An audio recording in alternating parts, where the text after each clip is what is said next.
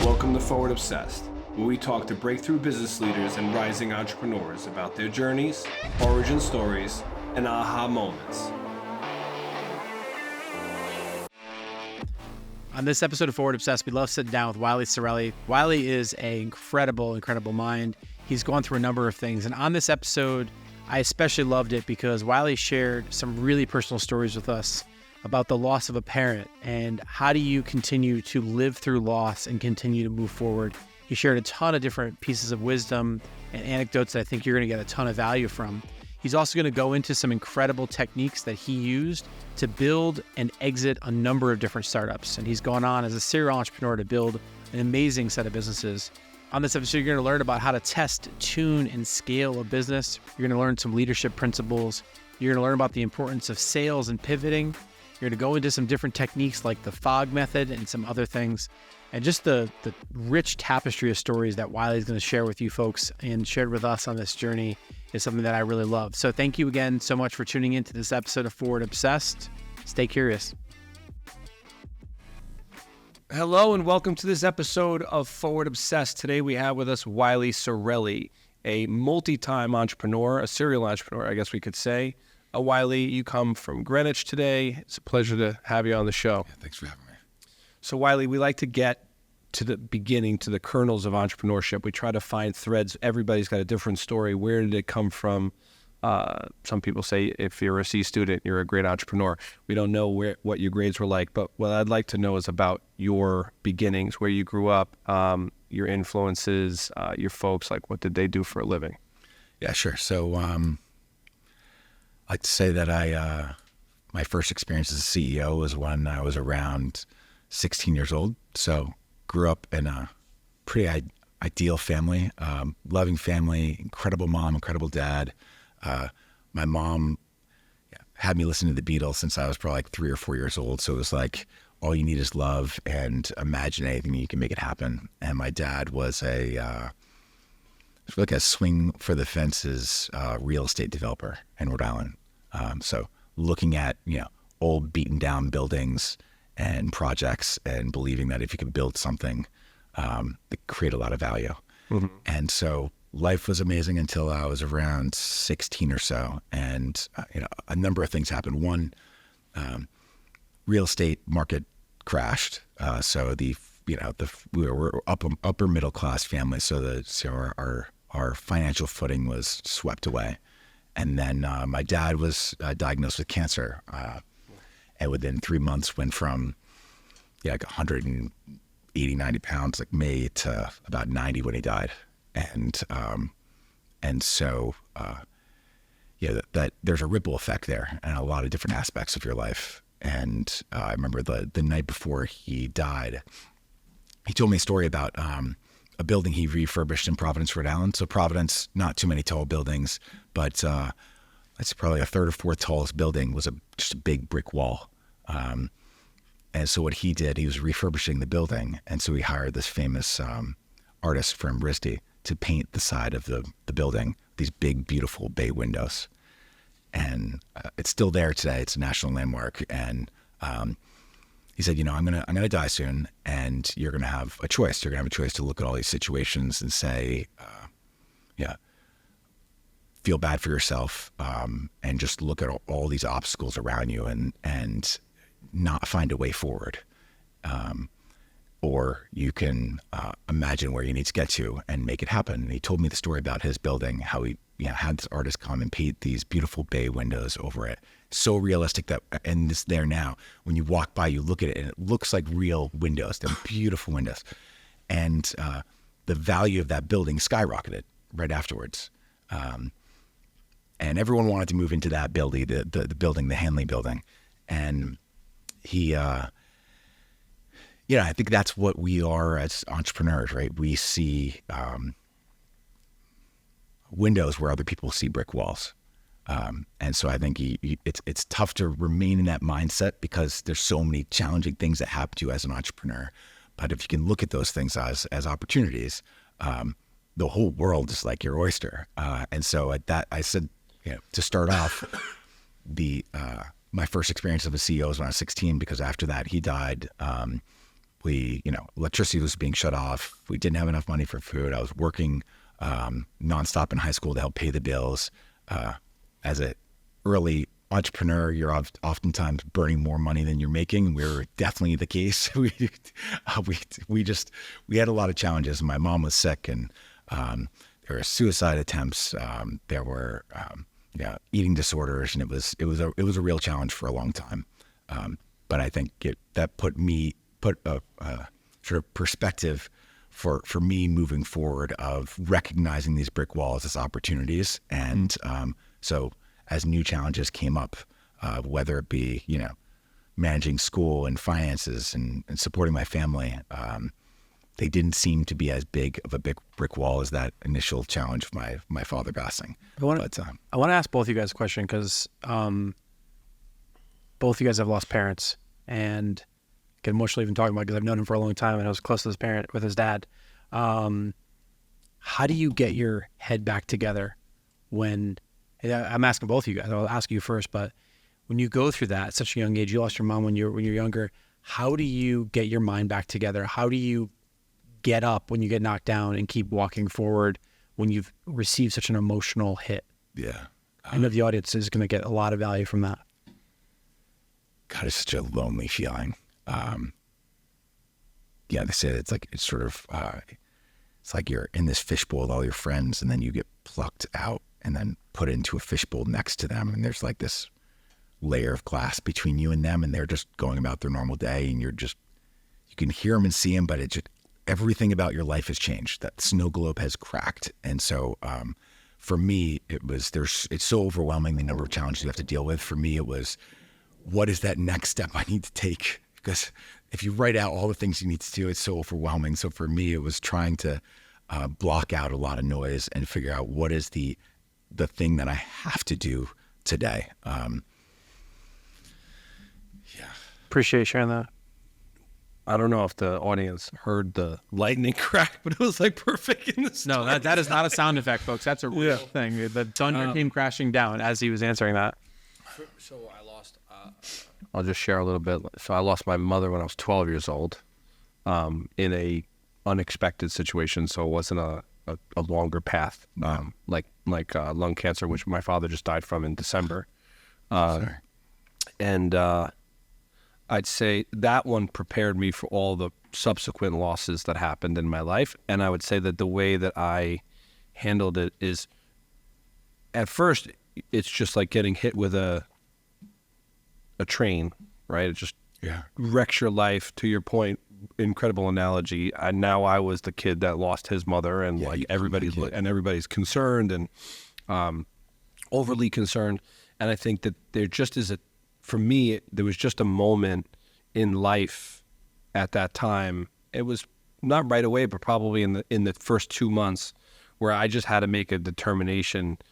Am I going to remain in this state of depression and sadness and sorrow, or am I going to just flip the switch and let it go?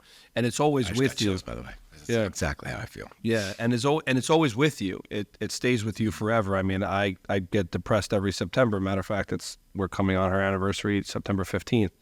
I get it. It's just like a feeling I get every year, and so it's still there. There's still the pain of losing that person, but then you realize that you have to get back. And I think as a CEO now, or as a human, right, whether it's problems with your spouse or your kids or your finances or your companies, now every time I feel that pain, I recognize it, and I'm like, okay, this is depression, right? There is a thing, right? I'm not like Andrew Tate, where I'm like, I'm just not going to acknowledge depression, so therefore it's not there. Yeah. But if you say, I feel it, I know it's there, and I say to myself, I'm just going to give it a day, right?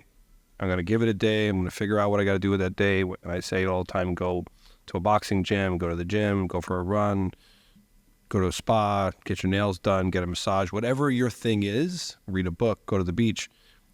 And then the next day, when you go to sleep, and when you wake up the next day, you leave it behind. And usually the answers to me every time come in that morning, either usually in the shower or on the drive to work. I come up with my inspiration, and it takes me right out of the lane. Remember back in the day when we were first building our first company together, David said, I'm an emotions on my sleeve kind of guy. It's my gift and my curse. And, we'd have like a hard setback, whatever it was. There's a million of them, right? And he'd say, take a day, do whatever you want, and then get the fuck over it. And it was as hard as that is to hear, like it was exactly what I needed to hear. At the time I was in my early 20s with our first business, and it stuck, right? So would you say that relates to you as well, as sort of like give yourself a little bit of the space to sort of absorb what needs to happen, and then? Yeah, I'd say it's a mistake if you don't allow yourself to grieve. And to your point, like you actually don't stop grieving. So when people would try to comfort you as a child, it'll get better,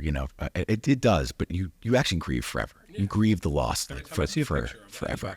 Yeah. A little moment. Little ads on TV. It's seeing a father and a son. It's just all the moments where you miss that person. So there's a lot of, it is very important to grieve. But it's also important to be functional and understand that you can't operate in that zone. You can't move forward unless you can sort of almost box that emotion at certain times. And so I think that the way that you approached it, the daily basis of like time boxing it there, I think it's actually really a healthy way of dealing with it. Would you say, so you said that this is when you became the CEO, and then obviously all these other traumas that you sort of alluded to and that came up.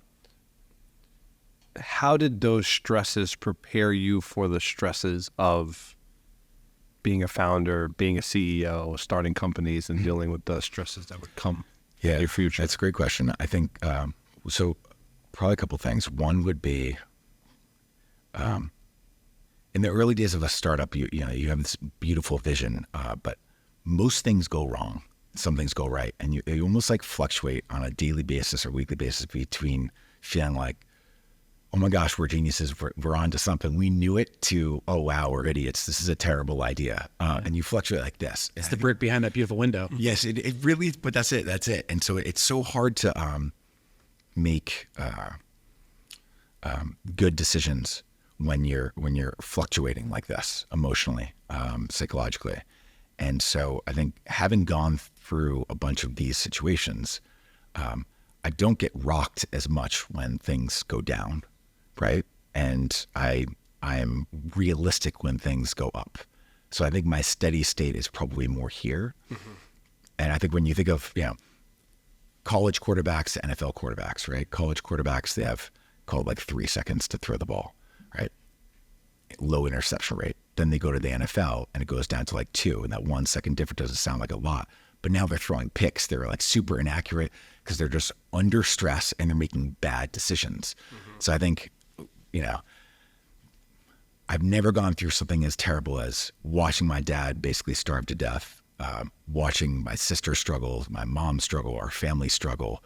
So all that puts me in a zone of here. And so when things don't go well with work, it's okay. And so I think the important thing to try to do when you're a founder is try to slow things down, put in perspective, and try to make good decisions. Part of that, it comes with having a really good co-founder as well. So I would say, like, what I heard there is like duress breeds disaster in some cases when that's happening. So in the mindset of that college quarterback to the NFL quarterback, in the mindset of that first-time founder to evolving founder, what would you say is a technique that you could offer for the audience when you're under that duress, when you're in that modulation that you're describing? Any sort of practices or techniques or anything that you could offer to someone that maybe works just for you that might work for somebody else in terms of how they can find the calm in the middle of that storm? Yeah. So I've joined a couple of like CEO forum groups. One is called Venwise, and basically you meet once a month, and it's almost like group therapy for founders.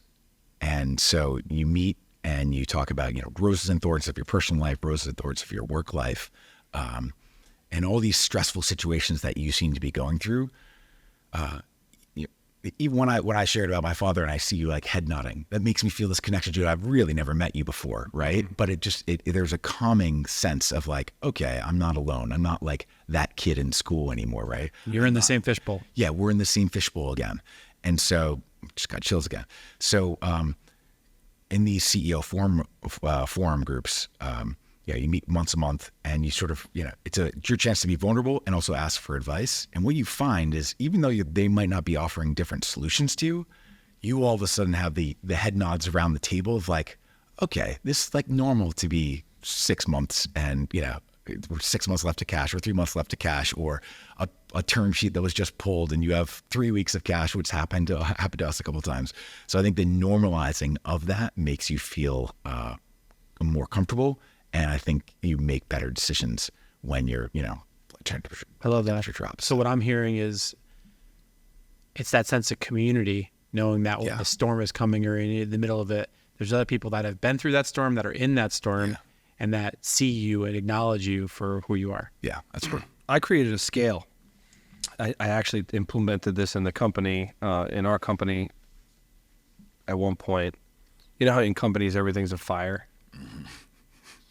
I actually said I didn't want that word to be used anymore in the company. I wish you started it younger, though. I did. I wish. Waited about a decade to introduce that. Well, because it always bothered me, but I never articulated the fact that it was bothering me. But because you get more mature and you realize, you get more self-aware.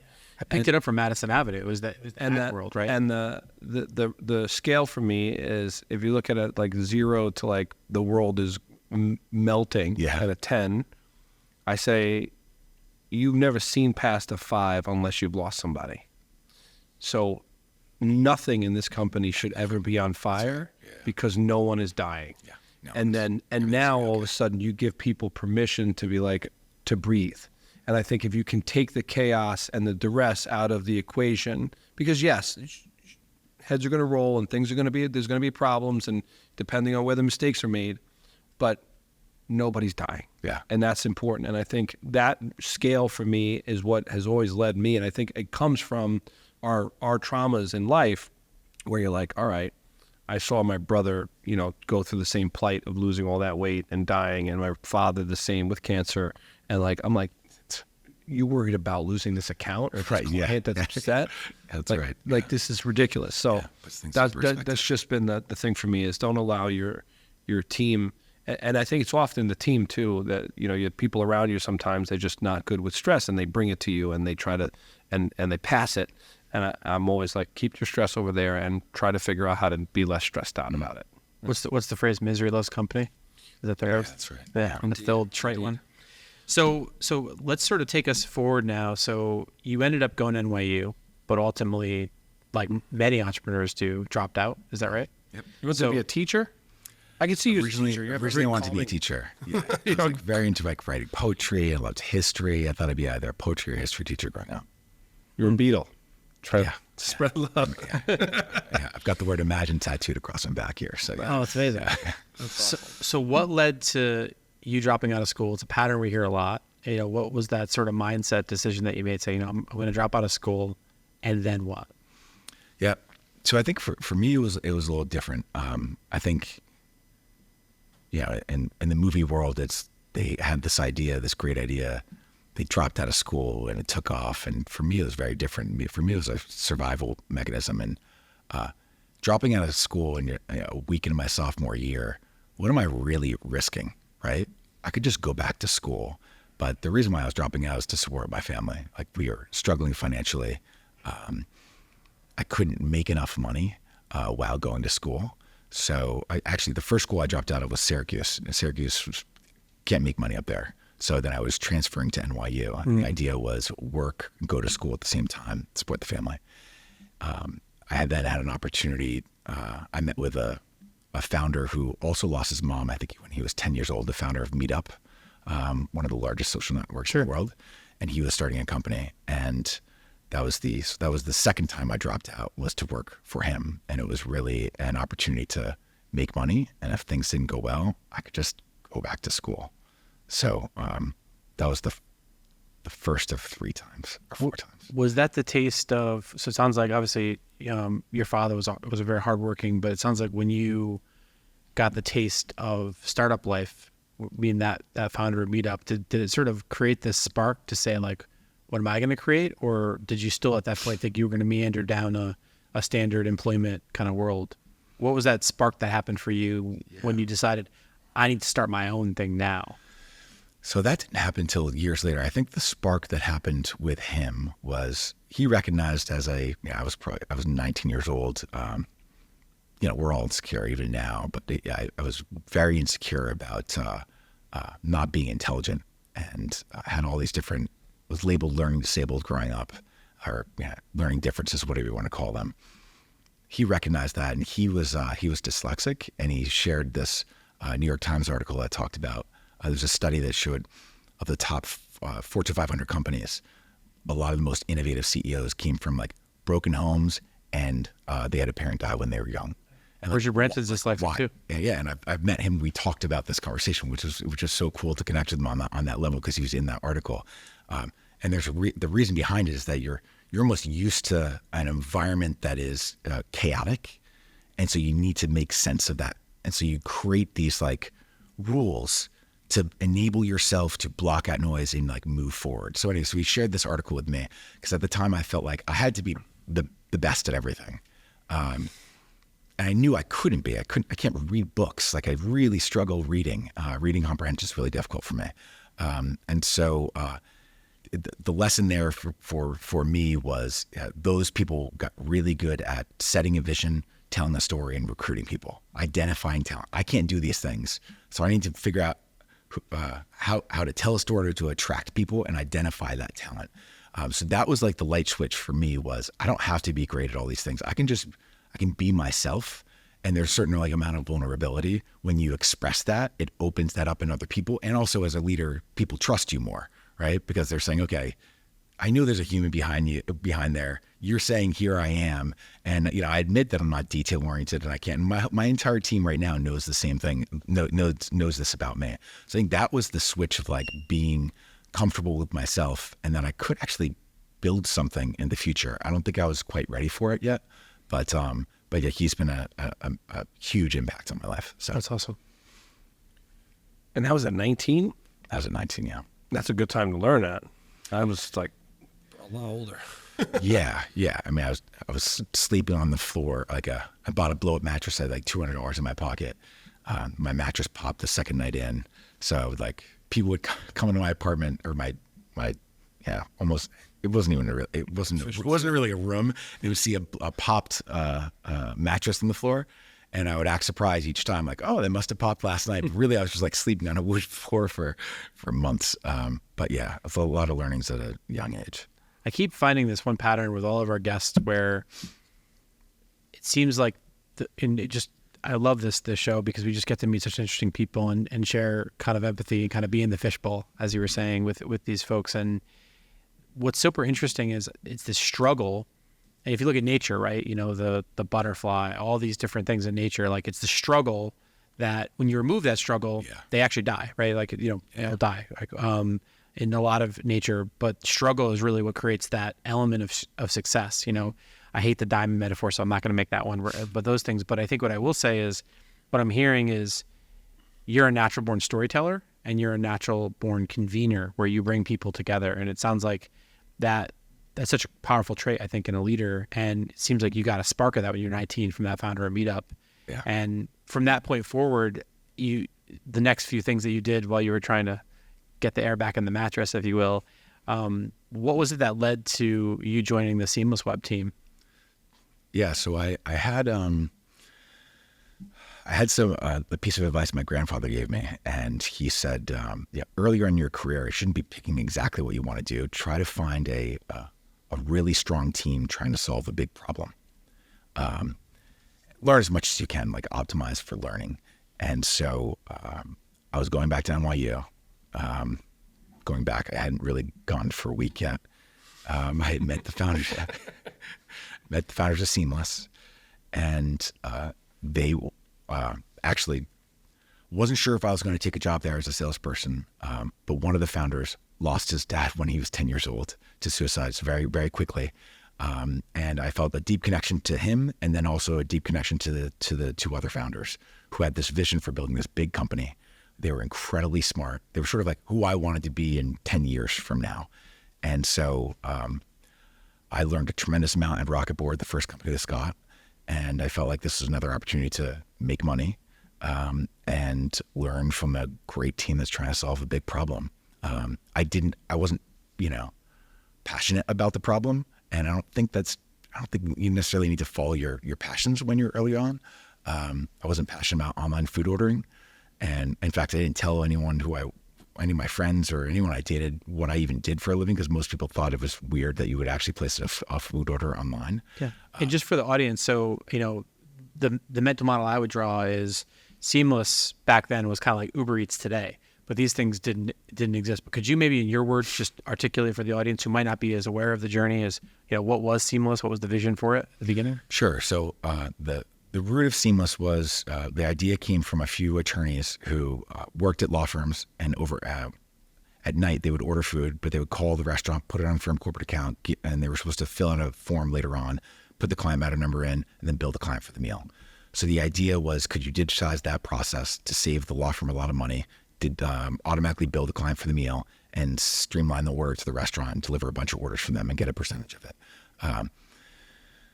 So we built this, 94 of the largest 100 law firms, 14 of the largest 15 investment banks all signed up for Seamless to streamline their online food ordering and save a lot of money. A few years later, that blossomed into a consumer, a B2C play, where it was order online anywhere at home, really all around the country and multiple countries. So we ballooned up. We were, the fastest growing company in New York for the first 5 years. Fourth fastest growing company in the country, growing faster than Google. We were super profitable. It was the largest online food ordering company for the first, I think, 10 or 12 years of our business. For the young bucks watching this or listening to it, that was usually done by fax machines back in the day. You used to fax the orders and the catering orders. Yeah, so that's actually how we started. Was we didn't really have a system, so Jason and Paul and Todd would walk around these law firms, handwrite down orders, right? People's orders, fax it to our office. We'd put it on our Seamless Web fax machine, fax order. We'd fax it to the restaurants, call the restaurants. Did you get the order? Yeah, we got the order. Or who is Seamless? And then we would oftentimes even pick up the food and deliver it ourselves. So it was not a seamless process. MVP. That was the MVP. But like, are we solving a problem before we build it? The whole mentality was like, not like if we build it, they will come, but if we sell it, improve it, then we'll build it. Napkin prototypes. Yeah, that's awesome. And so we built the company off of fax machines. And then at one point, there's so many orders going through the fax machines that the restaurants couldn't print out fast enough. So we then, ghosted computers, put them in restaurants. And now every restaurant has a computer. For iPad or something, for sure. By the way, before we continue on the conversation, I just wanted to say this. Malcolm Gladwell wrote a book that my brother actually told me about because he was reading it. It was David and Goliath, and he talks about losing a parent. They studied it, and losing a parent before a certain age. That a huge percentage of the kids go on to have like massive mental health issues and like mental issues, because of the trauma. Yeah. But there's this tiny percentage that they followed that would go on to become CEOs of Fortune 500 companies, and they would excel and be exceptional people, because of the skills and the coping mechanisms and all the things that they took from it. It's not all of them. It's actually a tiny percentage of them. Because my brother called me, and I don't read as well. I've never been diagnosed with any issues, but it's just like he can crush 300 pages in like half an hour and remember every single word verbatim, and I'm like, I read something 10 times in a row and I can't remember it. I'm like Michael Ross from Suits. It's a weird thing. I don't know. So my brother would read all this stuff, and then he calls me up one day and he's like, I just read this whole entire like paragraph or this whole entire chapter of this book, and they're talking about you. He's like, it's 100% like you should read this. They are referring to you. Yeah, I remember we were listening to the audiobook together in your car. We had like we have to go Philly or something like that, like a long trip. I remember listening to that book with you in the car.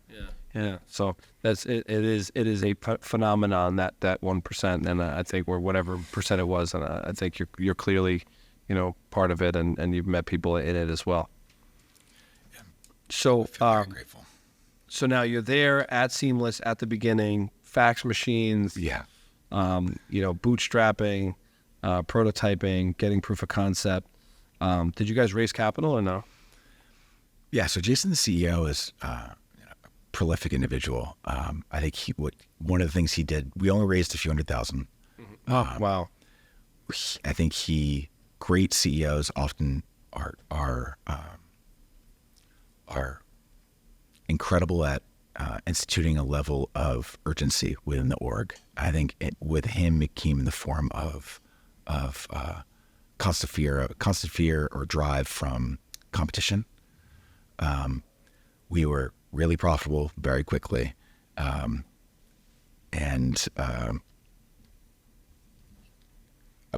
we always felt like there was someone or a number of companies right behind us.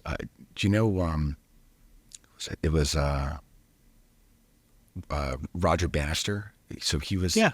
Roger Bannister was so for 100 plus years, people tried to break the 4-minute mile. All these professionals, and they was at the line up in like the perfect weather conditions, the perfect track, all these professional individuals. And as a student slash neuroscientist, Roger Bannister, in like 1950 something, was the first one to complete the 4-minute mile.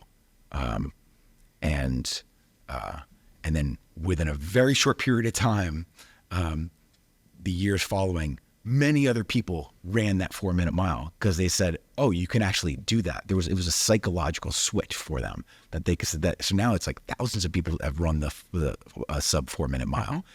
And so I think Jason would like talk about this, and we always felt like there was this, group of thousands of individuals that were right behind us, and they were right.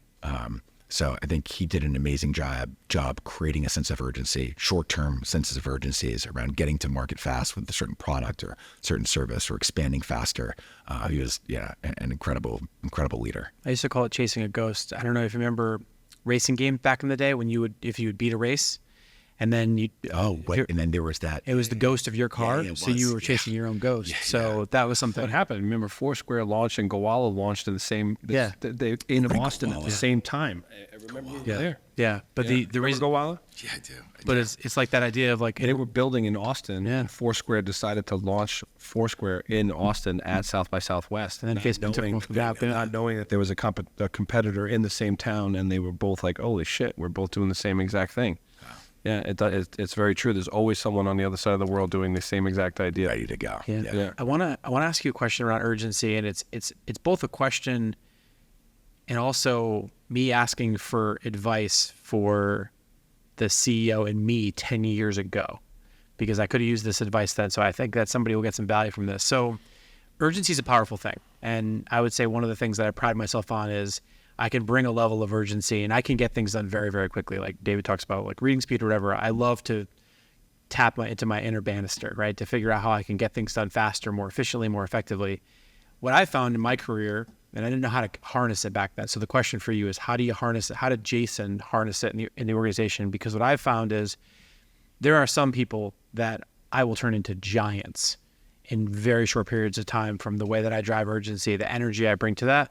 And then I notice on the inverse side of it is I can crumble and crush people. And you've given me a lot of advice on this over the years. And just as I've refined and grown as a leader, that's a piece of advice I could have really valued 10 years ago, which is, and I think people can get it today, which is how do you create a sense of urgency in the organization, create a sense of that scarcity, but also not break people down in that process? Yeah, there's definitely a balance there.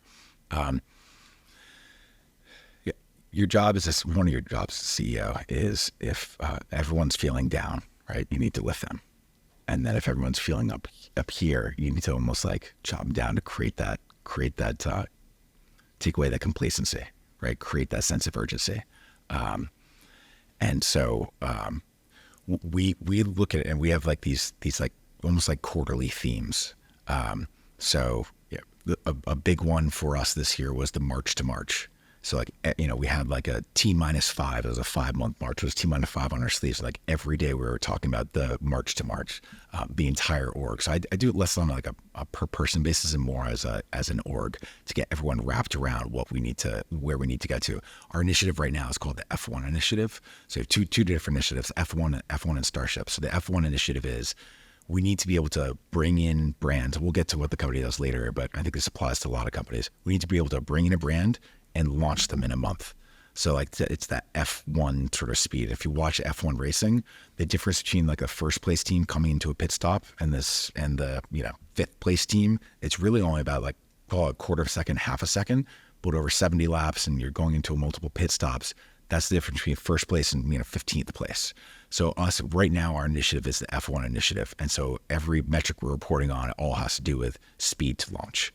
And then we have another initiative called Starship. So there's like, we create these themes and we just hammer them over the head with that in every single one of our meetings. And if people aren't bored or aren't, their eyes almost don't roll when you're talking about that initiative, that means you're not saying it enough.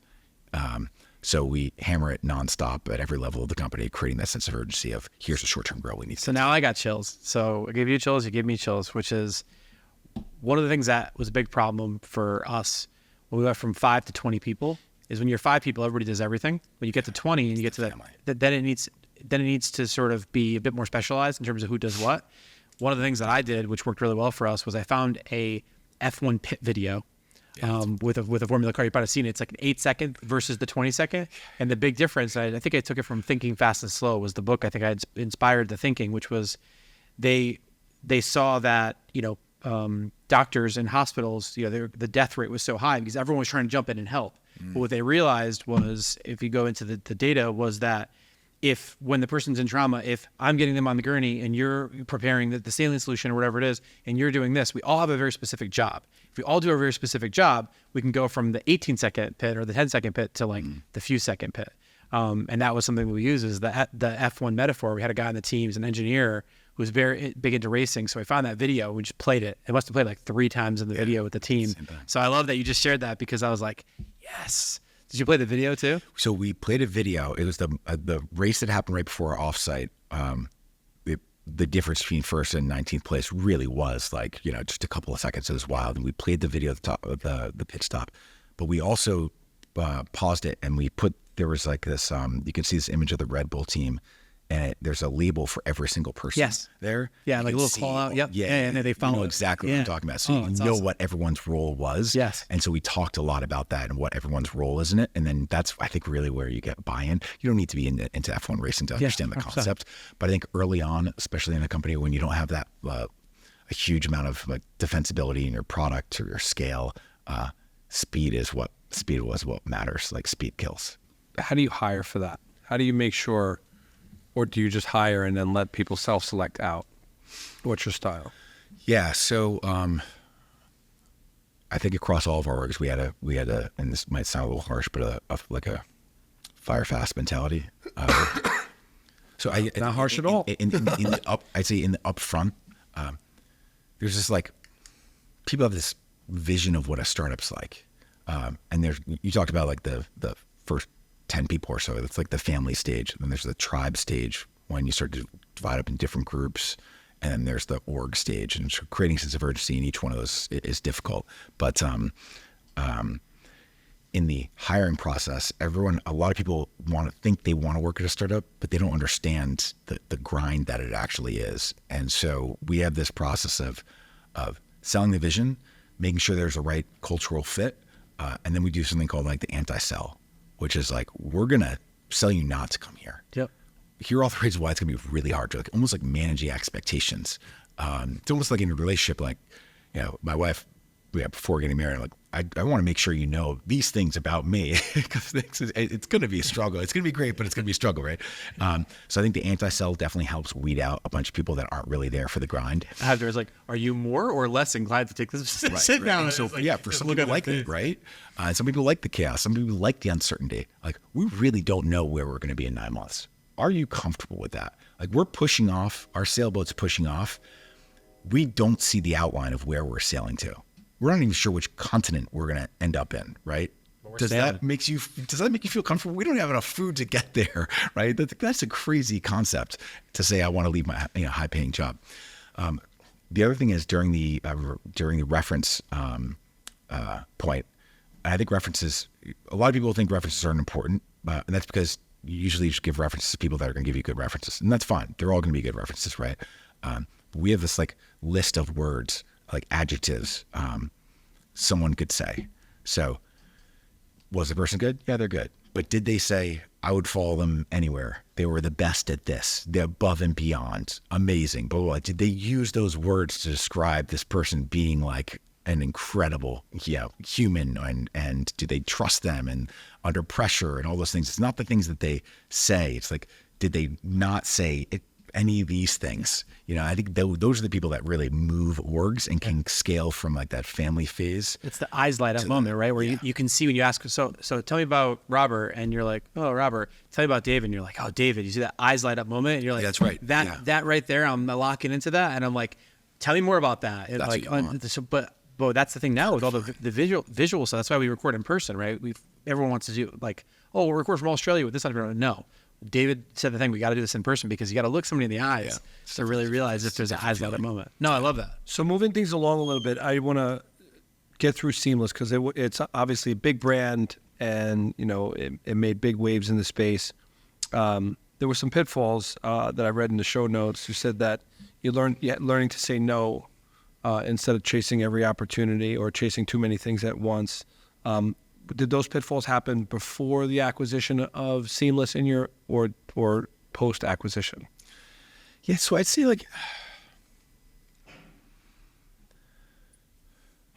I would actually give a little bit of a different answer because although I think it's true, I think we did say yes to a lot of people. I think it's very hard in a company to say no. To say no to Goldman Sachs, to say no to JP Morgan. Can we create a white label this? Can we do this special integration? You start to say yes. Can we also, besides food, do cars? Can we do gifts? Can we do, flower baskets? Can we do, all those different things? You start saying yes. You end up building a product that is, instead of, Mike Tyson's one punch out, you end up being good at a bunch of things and not great at one thing. So I think, yes, that was something that happened in org and tends to happen in orgs that are successful. They just are used to being successful. They don't want to say no. And so they continue to say yes. And it sort of sucks the greatness out of the products that you're building. So I think, yes, that is certainly something that happened there and in other places. But I think the other piece that happened was we're currently in a cycle right now where VCs want to hear that you have a short path to profitability, right? And you are extremely responsible when managing your burn, your investments, and conservative with your estimates. We're in this phase now, and when you're in that phase, it just seems like, why wouldn't that be the phase? Of course, that should be it, right? But at some point over the next few years, it's going to switch, and they're going to say, burn. We want to invest in the entrepreneurs that are wildly aggressive, right? Like the Ubers of early stage. I don't care if we can go into, and Uber started out of our office in first round. Like, doesn't matter if we're not supposed to operate in the city. We're going to gather all these users and all that stuff. So I think we were. Yeah, blitzscale, go. And so a few years before that, 9/11 hit. So we were doing well, and then literally almost went out of business. Couldn't make payroll and everything like that. So we were very cash conservative. We'd only raised a few $100,000. We were very profitable, and the market hadn't reached the point of be aggressive and spend. So I'd say if the market was there and we had aggressive VCs pounding the table saying, let's go, I think the ticker symbol would be Seamless and it wouldn't be Grub. So I think there's a lesson to be learned of recognizing as a founder what the current market is like and when that's going to shift. Timing is everything. Timing, it's a lot. So I met the founder of Slice. I don't know if you're familiar with Slice. Of course. So I met Alir. It was just him. This was back in 2015. He tweeted at me saying, hey, could you meet up for, to give me some feedback. Replied to him. He was doing about, I think, 20 million in top line at the time that I met him. It was just him. He had some part-time engineers. Brought him in to pitch first round. And first round said, nope, we're not. I couldn't get the partnership at first round in to back him because their belief was, well, here's this founder who's built this business from scratch. Great. He knows the market. But if he was going to be a great CEO, he would be piling that cash and reinvesting and being really aggressive. Now, they were wrong, right? And I ended up investing and sitting on the board, and now it's, they're going to go public probably next year. He's an incredible entrepreneur, one of the best entrepreneurs I know, building, a massive, multi-billion-dollar business. But he was caught in that place where it was conserving isn't good and you need to be aggressive. So, gosh, I forget what the question was and how we got here, but maybe it was the lesson from Seamless. Yeah. So I think the lessons were, not saying yes to everyone, being great at one thing, that Mike Tyson's punch out concept. And then the other is recognizing what the current market state is like, especially if we're going to be fundraising. So Love it. What you stayed at Seamless for 11 years, 1999, made it through the .com bubble. yeah, two. Yeah, you made it through, and then Seamless sold to Aramark for hundreds of millions of dollars, and then you stayed at Aramark for another 4 years, which why? Yeah. I don't want to make assumptions as to why. No. Yeah, it's a great question. That would be the exact question I would be asking any entrepreneur if that was the case, if this was now. Back then, you didn't have single platform. When we sold for like 100 million, we were like one of the biggest New York deals. That probably wouldn't even make TechCrunch now, right? Yeah. Seamless back then, there was no tech deals happening. And so we were acquired for probably a lot less cash up front than what would be negotiated now. Mm-hmm. And then what the other part of the deal was the earnout. And the earnout happened in, it's a 5-year earnout, but you don't get paid till year 3, 4, and 5, right? So that would not happen now, mm-hmm. right? But so what happened was we all stayed on board. We wanted to maximize our earnout in year 3 and 4, hence why was I there for 3 years to max out the earnout, which is the big part of the acquisition. Got it. So we remained control of the brand, of the budget, and got to grow the business from, by the time I left, I think we were doing $500 million a year or so. Got it. And then Aramark would come to buy you again later. Which is, yeah. So now you go on. So Seamless, you finish that, and then immediately go in to start SinglePlatform. You knew where you were headed. Yeah, at that time I thought I was ready. I think you always think you're ready, right? It's like being a parent, right? Then all of a sudden you're in the mix of it. It's a wild experience.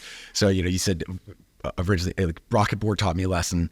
Seamless taught me a lesson. Seamless, a lot of things went right? We're profitable after like 6 months and just ballooned. It was an incredible story. That's how I thought things went.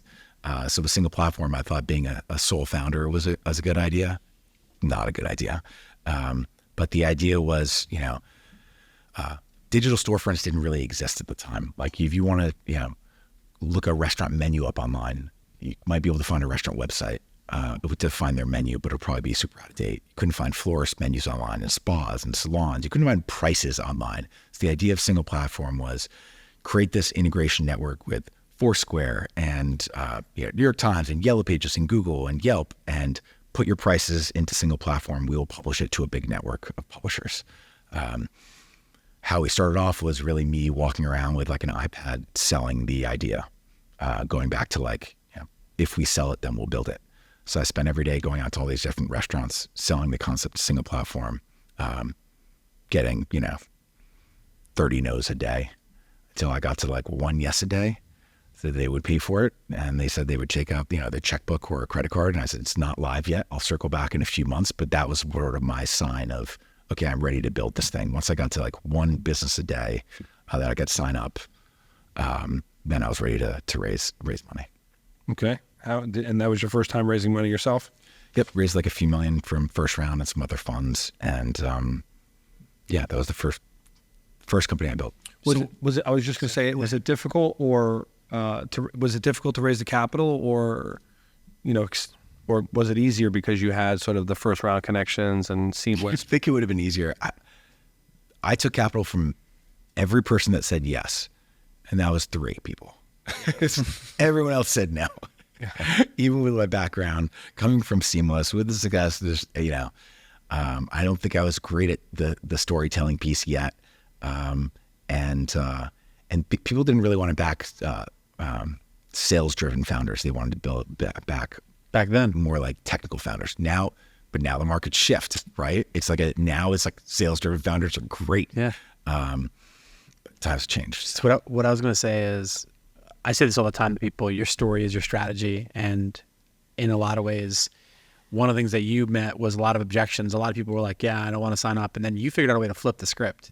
And you figured out a way to, instead of selling to people were buying from you, right? And what I think you did, just from looking at it from 30,000 foot views, it sounds like you tapped into their inner ego, in terms of figuring out a way to do that. So could you talk a little bit about how in that you would go into some of these businesses and flip the script to get them to want to join because they wanted to be one of the best restaurants or that sort of thing. So talk about that, because I think it was a really brilliant approach. So I think in general, people don't want to be sold to. And there's this level of, being uncomfortable. I don't even like selling. And so I was noticing all these restaurants were just saying no, no, no, no constantly.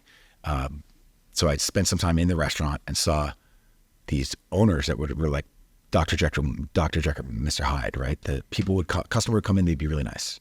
A salesperson would come in and all of a sudden they didn't speak English, or they pretend not to be the owner, right? And I'm like, well, we can drive a business. We can drive a restaurant a lot of business. So instead of calling and saying, hi, I work for SinglePlatform, or thinking about putting your, I'd love to meet with you for 15 minutes, putting your restaurant menu all over online, that just like screams sales. It was, hi, I manage the menus for TripAdvisor.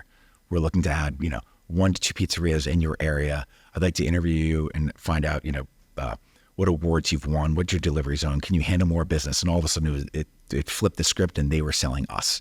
We did the same thing at Seamless and SinglePlatform. And so it was like leveraging the brands to use those brands to create, this like butterfly effect of like we had the demand of all these publisher sites. They shouldn't look at us as a single platform. They should look at us as TripAdvisor, as Yelp, as Foursquare. So each one of those brands, when we got each one of those brands on board, that's when our business really took off. But it took a while.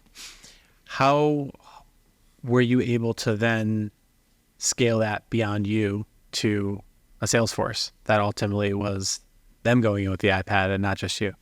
Yeah, so we did it all over the phone, and we were maniacal about our inside sales efforts. It's like genius of a sales leader, Adam Liebman, who we had every call recorded, and we kept track of everything. So it was like 200 minutes on the phone, 100 calls a day, 100 calls a day, 10 meetings set, 6 meetings held, 1 meeting closed, right? So hiring the right people that are used to being told no 99 times and one yes is a success. It's tough to get those people. So hiring was a big part of that engine. But we had, a sales floor of hundreds of people making, hundreds of calls a day. And we had a script. Everyone would memorize the script, and then we would test different tweaks to it, different words. But everyone had to read for word, and it didn't sound like it. So it was a magical sales floor. So Boiler room style. it really was. Yeah. Yeah. That's where I started. Not in the boiler room, but in a... And a great experience for any entrepreneur. Like, start off with sales, learn how to sell, learn how to read a script, right? Rebuttals, everything. Yeah. Yeah. I love that game. I used to always, I used to have fun tweaking scripts. And then within months, I became like a manager of a call center, and Yep. and then I would build out teams. So you would go Doesn't on. surprise me, right? Like, but that it sounds like a salesperson, but you're also like, if this is your website, you want complete control of the language that's up there. Yeah. And then you want to test, hey, I'm going to take 100 people today and put them through this flow and have this transactional language here or this pricing language here. Does that increase conversion? That's what sales is, right? You're basically the front of the website. And so you're constantly testing these things, but you can't have your sales floor saying different things. Then you don't know what's working. Is it just, did you perform well because you're a good salesperson, or did you say the right thing, or did you call in the right place at the time? So we were maniacal about controlling the language that we use, just as you would your website. You don't want to change your website language for 100 different people, What I would say though is landing pages and Google Analytics data is a little bit more forgiving than getting screamed at and told no. So yeah. I feel like the one thing that I've noticed with a lot of companies that I've talked to that are very sales-led organizations today, specifically 2023, they're having a really hard time finding and attracting people who can go through that, especially younger people who can go through that. Yeah. 99 no's a day. So maybe any pearls of wisdom if you were to build a large sales force today on how you would go about recruiting and engaging younger folks to Very do that? similar to how we did before. We looked for people, let's just say they tended to be younger coming out of school, less experienced, but extremely positive, coachable, state schools, not tend to be like Ivy League schools, chip on their shoulder athletes, very quick on their feet thinking. We'd ask them a bunch of questions to throw them off during interviews. They were great, very positive. Our sales floor was really incredible. You think phones still work today?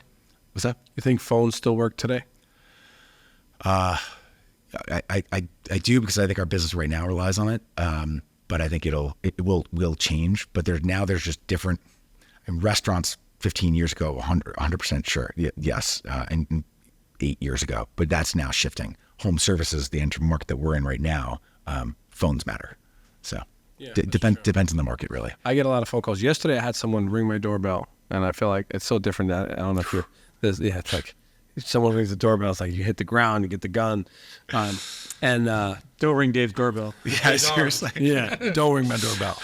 But someone rang my doorbell, but my daughter, she thought it was her sneakers because for school, she just started school. So she was like, oh, my sneakers are here. And so we go to the door, and this poor little girl was standing there, this woman. And she was like, hi, I'm with Solar, blah, blah, blah, blah, blah. And I was just like, my reaction to solicitations now is so different than it was years ago. Like, that's why I asked, because when people call me, I'm like, I hate it. And I think it's just because the phones are so assaulted by scammers and the spammers that now to fit through and to even have a good conversation and to do that, I would. And I love the phones. I mean, I built call centers for us in the beginning of our business. I used to love the phones, but now I don't think I would have as much fun on the phones as I used to. Yeah, it really depends on the industry. I don't think it'd be as successful. I could see home services. I could see home services for sure. They don't get a lot of calls. So I want to get to those home services, and I'm just watching the clock here, and I'm loving this conversation. So ultimately, that led to a pretty nice exit. It was Constant Contact, right, in 2012 that to the deal. We always like to talk about, and I'm going to let you take the old wire side of the conversation, but talk to us about the moments leading up to the emotional decision to say, you know what, it's time to sell. What was that conversation like among you and the founders? Yeah. So, like I said before, there's like the testing phase, which is the family, the tuning stage, which is like a tribe, and then the scaling phase, right? At Seamless, we had tested a business, tuned it, and scaled it. At SinglePlatform, we tested a model, and we're in the tuning stage, replicating what we've done a dozen times, getting it ready to scale, but we hadn't scaled yet. And so when you're fundraising or selling a company, the story you want to tell is the perfect storm story, right? It's the movie, right? In that movie, late 90s movie, it talked about this perfect hurricane, and there's a weather person in it, and they talked about how there's a hurricane coming up the coast, right? It's going to be here next days. There's a cold front coming in from here. There's a rainstorm coming in from here, and then some sort of wind pressure. What that meant is in 5 days or 6 days from now, there's going to be what they call like the perfect storm. And it was a massive, huge storm, right? That's the fundraising story you want to tell. Basically, we're here, but we have this traction and this traction and this traction. So basically, buy now or shit's going to get really expensive. Invest now, things are going to get expensive. Buy now. So we were in the stage where we had launched in January with Foursquare, with New York Times, with Yellow Pages and things, and it worked really, really well. We'd signed up a ton of publishers, Google and Yelp and all these other publishers, but they weren't live yet. So we're sort of like, in 6 months, all these publishers are going to be live. We had 2 sales teams of 5 people each, but we had sales teams of 15 committed for June, July, August. So basically, buy now, things are going to get expensive. So that was the stage that we were at. We were only doing about $35,000 in revenue, monthly recurring revenue. So when we got the offer for $100 million, you got a $100 million offer, and you were only doing $35K in MRR. Well, you had just raised 17 though, right? We'd signed a term sheet to do a $17 million round of funding. Oh, you just signed the sheet. Yeah. No money. We're supposed to close. Okay. There's an article written up about me in Forbes magazine, and the head of an M&A from Constant Contact read the article in an Amtrak. Someone left the magazine behind. Wow. Whoever that was. I owe them a big hug, right? Picked up the article. He was on the way to New York City, walked into our office that day, and asked to acquire the company. And we had already signed the term sheet, $17 million round. So we basically... What valuation? That was a $65 million valuation. And so then I quickly got on a meeting with Gail Goodman, who's like one of my mentors in life, and as a leader, she's a CEO of Constant Contact, and sort of felt like I didn't have to take a deal, so might as well ask for everything. So we asked for $65 million upfront in cash, and then a $35 million earn out, and then a bunch of stock options and RSUs and everything, and keep the company name and keep the budget, and sign the LOI in a week and a half and close the deal by June. And so we closed the deal within 2 months, and Nice. That is a great story. Wild. How did it feel when the wire hit? The 65 million. Do you remember that day? Like oxygen, man. I've never described it that way, but it's like, Yeah. it had a second lung to me, like Yeah. all that shit that I'd gone through for such a long time. I didn't buy stuff. I bought like socks that didn't have holes in it. I mounted my TV, got a new washing machine. It was just like an extra lung. A lot of pressure off my shoulders. It was a huge relief. It took me years to understand the capacity that acquisition would have on me and my lifestyle and my family and my children and stuff, and to-be children. And it was a huge relief, and then a big celebration. But yeah. Nice. Yeah.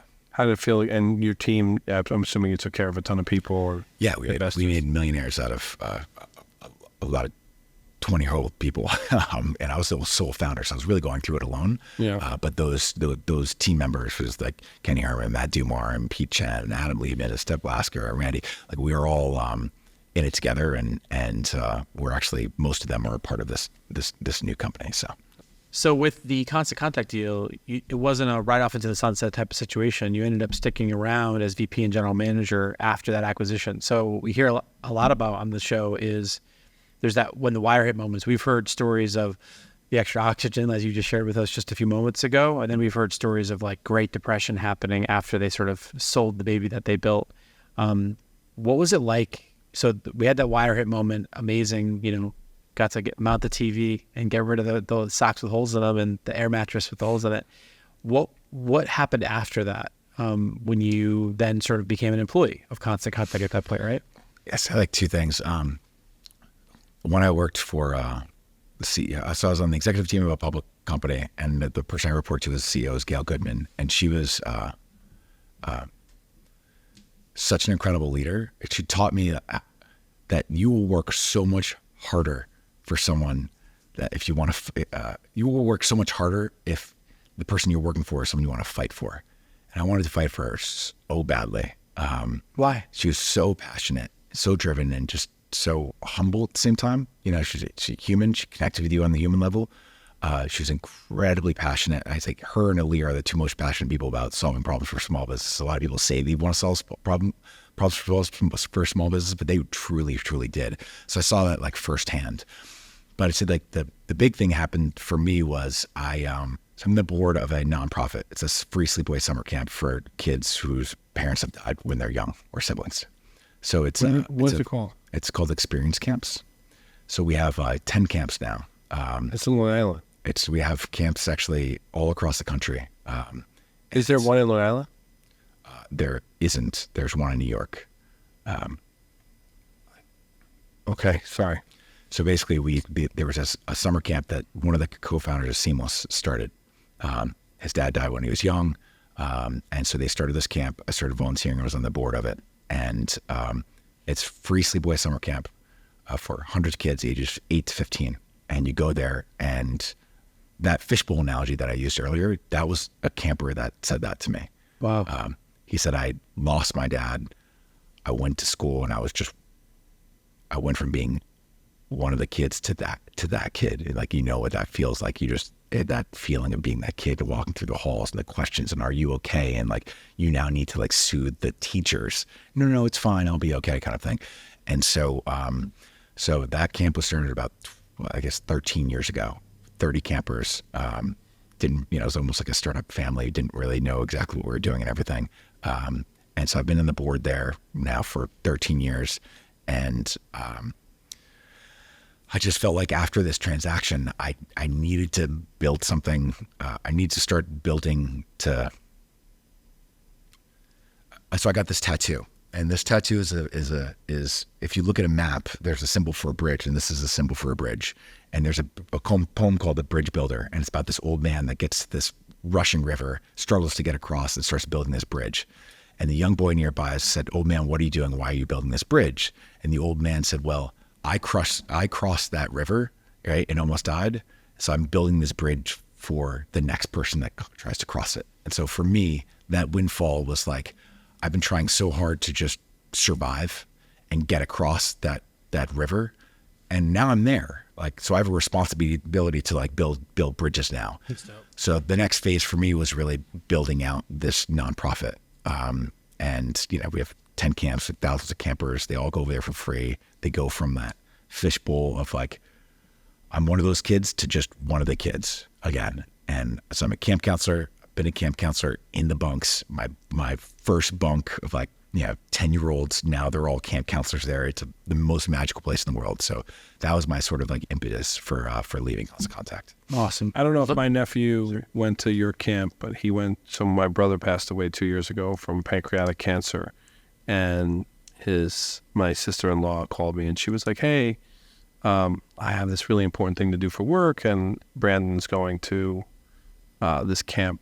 Like they call it a bereavement camp. Yeah, bereavement camp. That's right. And I think it was near. I want to say it was near the Hamptons or the Montauk in Long Island somewhere. And I said no problem, and I drove from Connecticut to Long Island to pick him up, and then I drove him to the camp, and I just saw how everybody was there. And again, I don't think it was the same, but yeah, awesome, like just to see it and to do that. Obviously, that wasn't around for you and but. It's honestly the happiest place in the world. Yeah, That's the happy, like you give part of, you feel like you're part of your childhood stolen. Yeah. Like all this reality sets in as like a 10-year-old, 12-year-old kid, right? And then it's big decisions and all the things you need to think about. And then all of a sudden you get to this camp, you're just one of the kids. And like the only decision you have to make is like, do I want one s'more or two? Yeah. It's like, that's it. Or pick my activity for the next day. And you're just, all the kids around you're just kids. Yeah. It's a magical place. So. Thank you for building that. Yeah, it's like the model I've heard used a lot is like learn, earn, and then give back. Yeah. And clearly you're in that give back phase, and hopefully the audience appreciates it. Well, he was, but then he goes back to being a crazy lunatic by opening another company. So go to that. So that's right. So I'm hella curious now. So after this, the next business you go on to start is called Good Uncle. Yeah. So David is fantastic at naming companies. It's like one of his magic superpowers. One of the things I'm a big believer in is brand. So what the hell is Good Uncle? Tell the audience. And why'd you call it Good Uncle? Yeah, so Good Uncle was, so at Seamless, we would help open up restaurants. Like we opened up the first ghost restaurant, which didn't exist then, but we had so much demand. We would then go to a Japanese restaurant or Chinese restaurant or would barbecue and say, open up here. And they would open up. And so, as ghost restaurants, and we did the same thing in Connecticut here. We felt like for Good Uncle, we looked at underserved markets, college markets, and we said they don't have really good food. There are these cult favorite restaurants in New York and other cities, whether it's like Sweet Green or Joe's Pizza or Essa Bagel, Sticky's Chicken Fingers, that are never going to go to these other markets. So let's go to them, license their food, their secret recipes, and then take them to these underserved college markets. So get the best food in different cities and bring them to underserved markets in the form of a ghost kitchen. Kind of like Potbelly, what they do? Or Potbelly? There's a Potbelly's, I think, it's like a sandwich place. No, or something gold. There's a place where you can Goldbelly. Goldbelly. So there's a belly.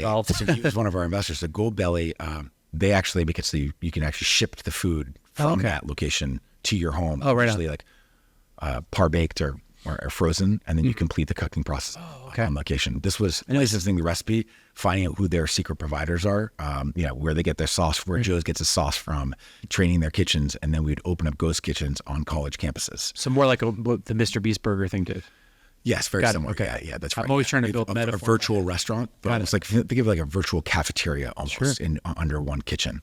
And so that was the concept.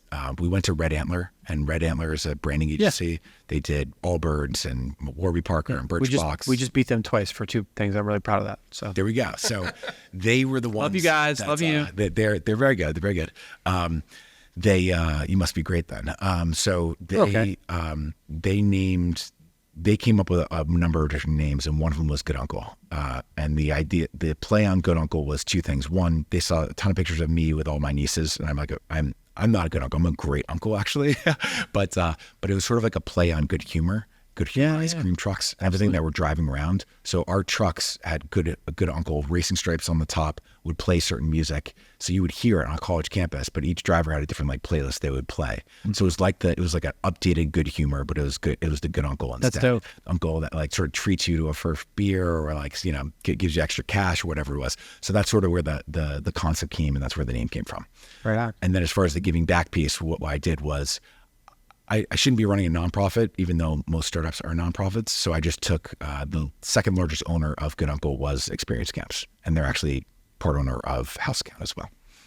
Oh, wow. But then you had, So when we sold, they actually made more money than I did. so you built this amazing golden model, which I'm totally going to write about. And don't worry, I will be sure to put your name on it. But test, tune, scale, and I'm going to add the fourth, which is exit, right? Test, tune, scale, exit.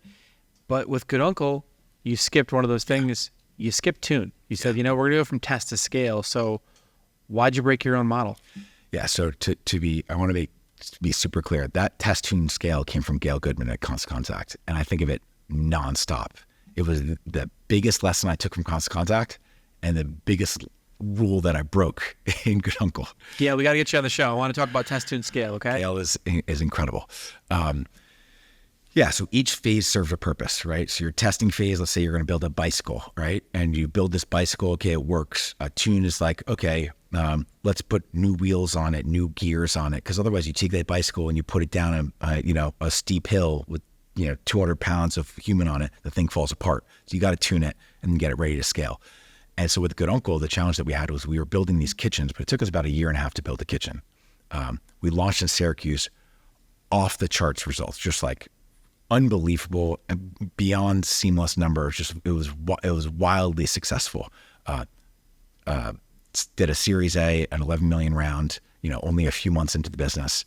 And then the tune phase was a little bit difficult for us because in order to tune the model, you need to replicate it. But the mistake that we made was instead of doing one kitchen to tune it, or a half kitchen or micro kitchen, we did multiple kitchens, sinking millions of dollars. The challenge with that is that different from like a tech product where you can roll something out and test it really quickly, landing pages, whatnot. This was There's no sinking GitHub millions, at all. And you're just like sunk cost. It takes 1.5 years to launch. And then all of a sudden when they launch, you're like, wait a second, Newark, Delaware is different from Syracuse, is different from, whatever other markets that we were in at the time. And it sucked up so much capital that it was hard for us to then, adjust. So I think the big mistake we made was not spending enough time tuning the model. But you basically became the quarterback that just jumped into the NFL, and you didn't realize it was a second difference. That's right. And we're just like, we're trying to throw it to Newark, Delaware, throw it to the southern market. And time runs out. It's also an incredibly different business because you're going Super from different. software and services and sales to like this heavy CapEx. Yeah. Building kitchens, and not to mention like building a kitchen in New Haven, Connecticut versus West Haven, Connecticut, which is right next door, is different because you have two different two different health departments, two different building departments, and so on. And there's lots of like you could build one in a month in one location, and it might take you a year in another because of the 3 because of all the restrictions and rules. And that's wild. Yeah. It was definitely a challenge. And I think like the idea, I think we were probably a couple of years ahead of our time. Ended up being acquired by Aramark again. But now it's, they're doing, I think, 50,000-70,000 meals a week right now. Wow. So it's in the colleges? Yeah, all in colleges. It's all colleges. Yeah, the idea was we created a meal subscription program. So instead of, you could pair it with your meal program at school or just do ours. Dope. And so parents were like, well, we could buy, put money into a college cafeteria, which sucks, or give you a Good Uncle subscription. Cat food or Good Uncle. It's like Joe's Pizza, Stickies, and Sweet Green. Like, we'll choose that one. So we did really well in selling. The execution part was a little difficult on the opening of a kitchen. What's the next campaign? The freshman 15? Actually, well, we did a lot of that. So that concept, 2015. They made me hungry, man. That's before like Ghost Kitchens really started to get famous because of what's his name from Uber, right? Yeah, we launched prior to Travis doing that. Yeah. I don't hear much about it, that project that he did. Well, I think it's really I hear a decent amount because I'm in the space. It's like them and another company called Reef. Oh, so just multiple. Yeah, and like a Reef had a really interesting play. They're like the largest owner of parking lots in the North America. Mm-hmm. So like latent space, and then they're putting in whatever food trucks and stuff like that, so you can deliver that throughout the city. They do a bunch of other things, but I think it's them. Currently, it's them. I think it's Reef and Cloud Kitchen that are leading this. Travis went pretty quiet with respect to like his public persona after all the stuff with Uber. Yeah. So he's sort of a little under the radar now from what I've read about. I don't know personally. Yeah, I was interviewed to be like the CEO of this whole area, the Northeast, for that. I just wasn't. After Good Uncle, it seemed like a good idea, and I just definitely wasn't ready for it. So now you sold it to Aramark. What was that process like? Was that did you go back to just familiar Aramark? You worked there, you knew people, and Nobody knew I knew was there anymore. oh, really? Total coincidence. Pure coincidence. But we were also in competing markets with Aramark, so we were eating market share from them. Mm-hmm. So if you look at, like we say, we're in 10 campuses. 3 of the campuses were Aramark. We're eating up market share from them. Let's take them off the map. Take them off And the other 7, right, were their competitors. So what an incredible buy for Aramark to buy into us, and then we can seep into these 7 other markets, and then when they want the deals at those 7 other markets, they could potentially get them because all the students loved Good Uncle. Did you find them? Did they find you, or did you use an investment bank to get rid of the business? Let me see here. How did we get in touch with Aramark? It was an investor of ours that put us in touch with Aramark. Had a VC arm, like an outsourced VC arm called Touchdown Ventures. Yeah. Touchdown Ventures, they're great. Mm-hmm. And I was talking with one of their founders and about the next round of funding, and he suggested I talk to Aramark. So I think we were sort of in touch with them prior to this all happening. Nice. Were you ready to sell, or? We were ready to sell because we were running out of cash. Got it. If I had a choice of that or raising, Series B, I would have liked to have raised the Series B. But we didn't have, Back to that perfect storm, right? The whole things were happening. You had a decision. And, like Vince Lombardi said, like, we never lost a game. We just ran out of time, right? You just feel like if the game kept going, they'd win the game. I felt like that too. We just ran out of cash. So, right on. But that's your job as a CEO, set the vision and don't run out of cash. So. And then right on the heels of that, you go and you start another company. Yeah, I know. So what the hell's House Account? Because 2020 comes around, right? So right around the COVID crazy world time, right? Yeah. 2020. Yeah. Yeah. So I think, me and my co-founders, we all were living in the city. Do all have homes? Yeah. Yeah. So we went from living in the city where we could do everything with our thumbs to all of a sudden, living the American dream. We're married, kids, we're owning a home. We're like, wow, owning a home is A pain in the ass. holy shit. It's a lot of fucking work. Excuse me. It's a lot of work. And we went back to like picking up the phone. We're calling the guard, we're calling the tick mosquito company, we're calling the HVAC company, we're calling the plumbing company, and so much is like offline. The scheduling piece is offline, the payment piece is offline. Like this feels like fucking analog, restaurants from It's so it really, really is, and it's insanely fragmented. So then we started doing these like discovery calls. We did like 800 of them, asking different service providers in the home service industry. You did 800 discovery calls? Yeah, we exercised something called the FOG method, which is basically asking questions, but not questions about what you're going to sell. It's just like unearthing what your top 3 pain points are. So is this the top 3? What's your top 3 pain point? Okay, we got it. Do you have the ability to that? Are you motivated to change it? Right? Is this, even though it's top 3, like I might be overweight, but am I truly motivated to change that? Am I willing to try? And the third is, do you have the ability to? It might be the cash, it might be the time, it might be the knowledge, it might be like where you live, right? So we instituted the FOG method, did 800 recorded calls, put it into Descript, which I love. We use Descript. Descript's incredible. And then we look across hundreds of calls, same sets of questions, and got the same answers from all these different home service providers, from sprinkler companies to tick mosquito companies to HVAC, cleaning. There was a sense of pain that could be, we felt like if we created a digital layer, could solve that, could also solve some of their other problems on the retention side of homeowners, make it a better homeowner experience. And at the same time, we did a deep dive into the homeowner experience, the tailwinds in the homeowner industry, which is like a lot of millennials now buying homes. You expect to be able to push buttons to get things. You have 2 people working in a home. It's switched from like do it myself to do it for me. And people will pay a premium to click and pay for things. Now, question for you, just because one of the things that, obviously some of us are privileged enough to have like house managers or that type of thing.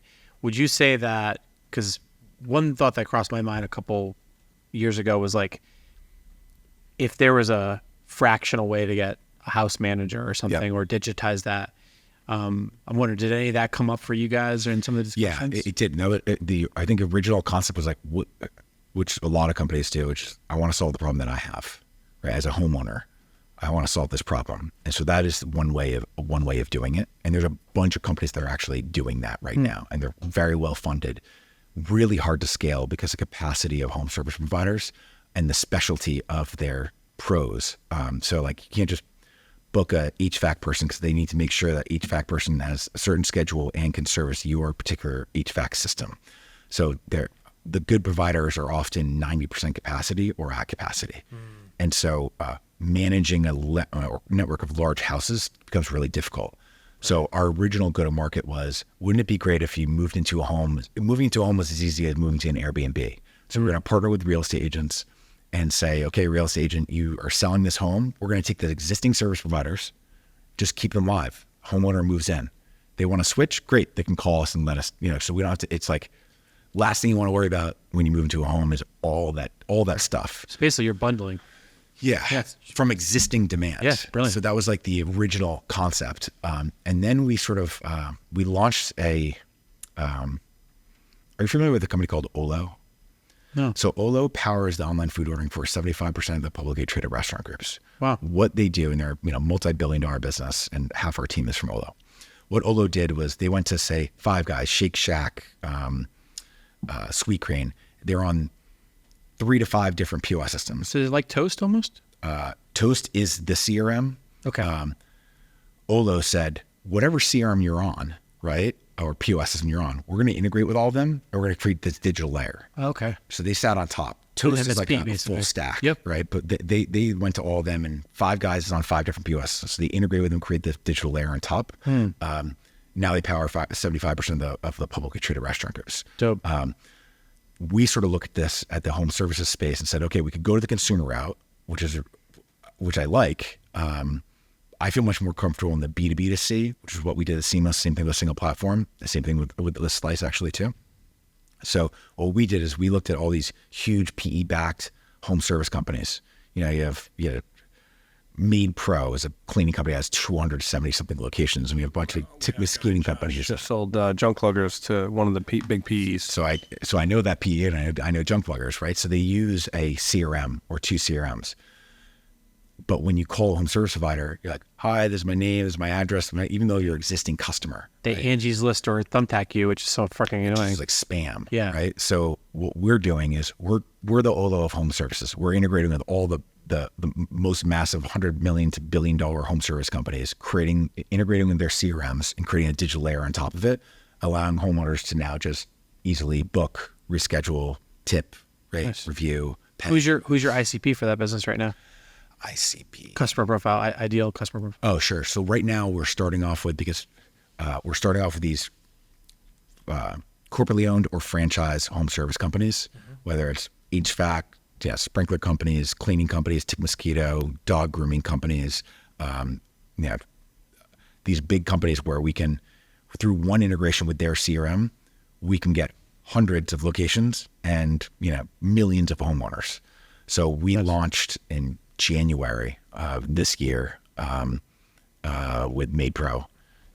Did one CRM integration with them, and now within the next 6 months we'll have probably tens of millions of homeowners on our platform without doing a dime of marketing because our service providers are onboarding the homeowners themselves. That's great. So you've been at that for 3 years so far. Having fun still? Oh, so much more fun. So much fun, Matt. Just having so much fun. We've got like an incredible team, like an amazing team. We just close to 20 million. We're close almost 25 million in funding now. And we're entering like the tune phase. Fantastic. So, reminiscing of good uncle days, knowing that we need to take our time and making sure everything's right. Are you folks remote or is there physical? We're all remote. Nice. How do you like that? I miss the energy, but because our COO was the director of innovation at Constant Contact. He also ran product at SinglePlatform. Our chief business officer ran strategy and partnerships at Constant Contact and SinglePlatform. Our had a product that ran integrations at Olo. We've done this before and done it together. I had a mobile was at Slice with us. So that connective tissue is there so that when we do go through those downs, we can communicate effectively. So it's I miss being in person though, but love them. I noticed you're listed as a founder. So is that a mistake on how we labeled you, or the CEO is that as well? I'm the founder and I'm a co-founder. I have two other founders, Kenny and Matt Dumar, and I'm also the CEO. Nice. What was it like raising? So you're just raising money now, or you just finished? Just closed like 3 weeks ago. Congrats. What was it like in this environment?